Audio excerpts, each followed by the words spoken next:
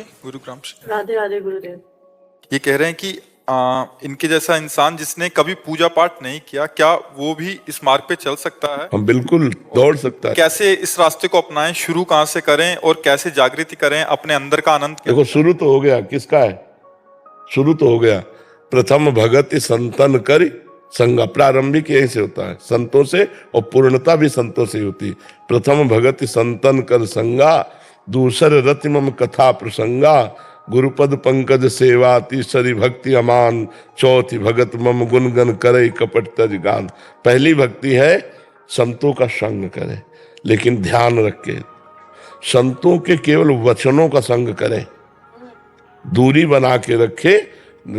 स्त्री शरीर है ना, सत्संग सुने और दूरी, उनकी आज्ञा का पालन करे, दूर रहकर कभी नजदीकी पना न लावे। उनकी भी साधना बनेगी और आपकी भी साधना बनेगी।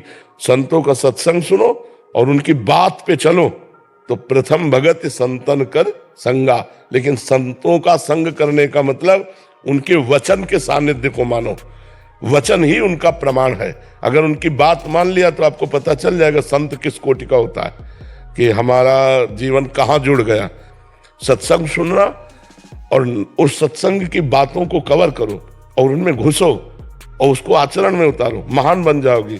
दूसरी बात, जो हम नाम या मंत्र हमें प्रिय लगे वो हमें स्वीकार करना चाहिए। जैसे हमारा मन राम राम कहने में लगता है, हम तुमसे कहें राधा राधा जपो तो बड़ी समस्या हो जाएगी, क्योंकि मन की प्रियता राम नाम में है। तो जो नाम प्रिय लगे हम बोलेंगे राधा राधा, तुम समझो राम राम, और वो नाम पकड़ करके जप करो। और तीसरी बात, अगर हमारा चरित्र ठीक नहीं रहेगा तो ये सब बकवास हो जाएगा। हमारा चरित्र पावन होना चाहिए। जो शास्त्र विरुद्ध आचरण वो सब लोग जानते हैं, वो नहीं होना चाहिए। जीवन यदि हमारा चरित्रहीन है तो कुछ भी करो बात नहीं बनेगी। चरित्र युक्त है तो 10 बार राधा राधा बोलोगे तो भी आपको लाभ मिलना शुरू हो जाएगा। जैसे घड़ा छेद रहित है, एक बूंद भी डालो तो रह तो गया ना, दूसरा बूंद डालोगे तो प्लस हो जाएगा ना। और अगर छेद है, अंजुली अंजुली डालो तो भी निकल जाएगा। चरित्रहीन कभी भजन में परिपक्व अवस्था को प्राप्त नहीं होता। इसलिए चरित्र संभालो, नाम जप करो, संतों से सत्संग सुने और उनकी बात माने और अपने परिवार में मर्यादा से रहे तो बढ़िया भजन का प्रभाव बन जाएगा। जी। गोपी जी वृंदावन से। महाराज जी श्री हरिवंश महाराज जी। महाराज जी, 3-4 दिन पहले जो सखी श्री जी की सेवा में चली गई, वो सिर्फ आश्रय की वजह से, ऐसा आपने बताया था सत्संग में, पर आपने ये भी बताया था कि उनका जीवन में थोड़ा कष्टप्रद रहा है कैंसर जैसी बीमारी से ग्रस्त होने की वजह से। महाराज जी, मेरा प्रश्न है कि पढ़ाई लिखाई, खाना पीना, सब कुछ श्री जी की कृपा से माता पिता और भाई की तरफ से होता है। ऐसे में हम श्री जी के अनन्य आश्रित कैसे हो सकते हैं? और क्या मुझे श्री जी की उन्हीं भाई और माता को श्री जी का जन्म मान लीजिए कि श्री जी के जन्म के द्वारा हमारा भरण पोषण हो रहा है। हमारे माता पिता जो नाम मात्र के हैं वो श्री जी के द्वारा भेजे गए, वही हमारा भरण पोषण कर रहे हैं। जब श्री जी चाहेंगी तो इस शरीर का आश्रय श्री जी से फिर किसी तीसरे को जोड़ देंगी, चौथे को जोड़ देंगी, या यहाँ दिमाग में दे देंगी, अपने आप भरण पोषण होने लगेगा। बिल्कुल मस्त है एकदम। छोड़ दिया सब भार तुम्हें, फिर तारो या मारो कहें हम क्या। जो मस्ती आती है वो अपने आप को पूरे भगवान के हवाले कर देने पर आती है, पूर्ण भगवत आश्रय कर देने पर आती है। अब थोड़ा तो रहेगा ना कि मेरी माँ है, मेरा भाई है, उनके द्वारा ममत्व के द्वारा पोषण हो रहा है, तो आगे चल करके ये भी हट जाएगा। स्थायी थोड़ी है ये आश्रय, स्थायी थोड़ी माता पिता भाई बंधुओं का। स्थायी आश्रय तो भगवान का है। वो कहाँ से कैसे पूरा करते हैं सब उनका खेल चलता रहता है। महाराज जी, श्री जी की प्राप्ति के लिए कष्टप्रद जीवन और सब कुछ छूटना आवश्यक है। अपने को कोई इस झंझट से मतलब नहीं है, अपने को श्री जी के हवाले कर देना है।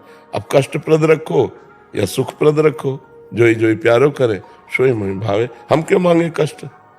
तुम्हें अगर लगता है कि कष्ट देना चाहिए तो दे दीजिए, तुम्हें लगता है सुख देना चाहिए सुख दे दीजिए। जोई जोई प्यारो करे सोई मोहि भावे। जैसा आप करोगे वैसा मैं राजी रहूंगा। कष्ट दोगे तो दुख सहूंगा, सुख दोगे तो सुख सहूंगा। सुख में फूलूंगा नहीं और दुख में भूलूंगा नहीं, रहूंगा आप में ही, चाहे जैसे चलाओ, है ना। प्यार में एक क्षमता आ जाती है, शुद्ध प्यार में एक क्षमता आ जाती है अपने को मिटा देने की। जैसे शुद्ध देशभक्ति जागृत हुई जिन जिन हमारे भारतवासियों की, तो वंदे मातरम कहकर फांसी का फंदा चूम लिया। अंग्रेज इस बात में परेशान थे, भारतीय हैं क्या, जैसे कोई ब्याह का जयमाला ऐसे वंदे मातरम कह के तेरे लगाने की जरूरत नहीं, मैं खुद लगा लेता हूं, और देश के लिए झूम गए फांसी पे। अपने को मिटा देने का, बलिदान करने का उत्साह आता है प्रेम में। तो जब भगवान के प्रति भक्ति आती है तो समर्पण आता है, चाहे जितना कष्ट हो उसमें लगता है आपकी जय हो। कष्ट की याद नहीं रहती, आपकी याद रहती, आपकी जय हो। कैसी भी परिस्थिति दो, कैसा भी कष्ट दो, कभी आह नहीं और कभी शिकायत नहीं। प्रेम में शिकवा शिकायत थोड़ी होती है। संसार प्रेम थोड़ी करता है, तो काम राग मोह ये है। प्रेम में शिकवा शिकायत नहीं। प्रेम में कभी झगड़ा नहीं हो सकता। प्रेम में कभी कोई किसी भी प्रकार की शर्त नहीं होती। जिसमें सौदेबाजी होती है, जिसमें शर्त होती है, वो प्रेम थोड़ी होता है। प्रेम में सौदेबाजी नहीं होती, शर्त नहीं होती। आप जैसा विधान करते हैं उसमें मैं राजी हूं, क्योंकि मैं आपसे प्रेम करता हूं। आप जैसे बोलेंगे मुझे अच्छा लगेगा, क्योंकि आपसे प्रेम है मुझे। प्रेम को समझना बड़ी कृपा से समझ में आता है। तो आश्रित रहिए भगवान के, प्रियाजू के, और जिनके द्वारा निमित्त बना दें। मान लो हम लोगों का जैसे भरण पोषण होता है, तो प्रियाजू लेके थोड़ी आती, प्रियाजू भेजती है। अब कोई व्यक्ति आया और भोजन सामग्री दिया या भोजन के लिए अर्थ दिया, तो हम समझते हैं हमारी प्रियाजू ने भेजा है। हम प्रियाजू को देखेंगे, उस व्यक्ति को नहीं देखेंगे। प्रियाजू ने भेजा है, इसीलिए आज तक किसी से हमारा परिचय नहीं, और आज तक किसी से हमारा द्वेष नहीं। एक भी आदमी नहीं है कि ये मेरा आदमी, सब हमारे हैं और कोई हमारा नहीं। बिल्कुल प्रपंच रहित जीवन भगवदानंद जीवन है।